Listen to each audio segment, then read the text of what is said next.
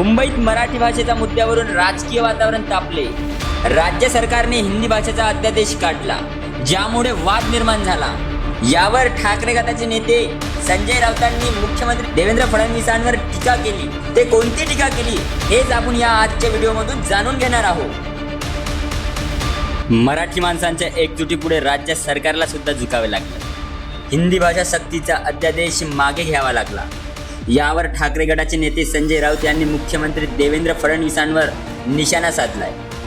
देवेंद्र फडणवीस यांनी घेतलेला शहाणपणाचा निर्णय म्हणजे हिंदी सक्ती रद्द करणे। महाराष्ट्राच्या मराठी माणसाच्या जनभावना त्यांना ओळखल्या। बराच काळ खेळ करण्याचा प्रयत्न केला, शेवटी जनता रस्त्यावर उतरली। सर्व पक्षांनी मिळून अध्यादेशांची होळी केली।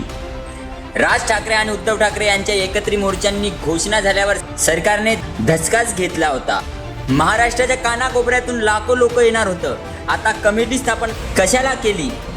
आम्ही त्रिसूत्री भाषा धोरण स्वीकारणार नाही। दोन्ही ठाकरे बंधू आम्ही हे मान्य करणार नसल्याचं स्पष्ट केलंय। हे सर्व स्पष्ट केल्याचं संजय राऊतांनी सांगितलं। देवेंद्र फडणवीसांच्या शुभेच्छांवर मराठी माणसाचे एकजूट ठरत नाही, तर देवेंद्र फडणवीस आणि प्रफुल्ल पटेल, मिढे, हसन मुश्रीफ एकत्र येऊ शकतात। मग दोन भाऊ एकत्र येण्यात तुमच्या पोटात कशाला दुखतंय? तुम्ही सरकार बनवण्यासाठी जे काही भ्रष्ट गडबोड एकत्र केलंय त्यावर व्यक्त व्हा। दोन एका विचाराचे नेते एकत्र येतात, तुम्ही अस्वस्थ होताय, तुम्हाला वैफल्य आले स्पष्ट दिसतंय। आता आपलं काय, असं संजय राऊत म्हणाले।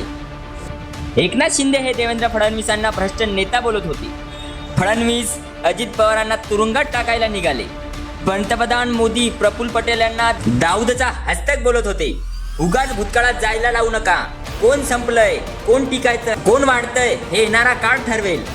भाजपची खोटं बोलण्याची एक राष्ट्रीय पॉलिसी आहे, यानुसार महाराष्ट्रातील लोक काम करत आहे।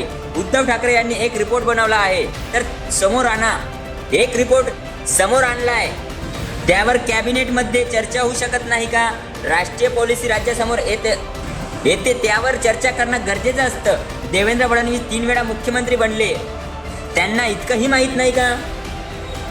असं म्हणत राऊतांनी फडणवीसांवर निशाणा साधलाय। जुलैच्या मोर्चाची तयारी सुरू झाली होती। दोन्ही पक्षांनी 2 नेत्यांची निवड केली होती, तयारी झाली आहे। तर आता याचं रूपांतर विजयी जल्लोषात करावं अशी दोन्ही बाजूंची भूमिका आहे।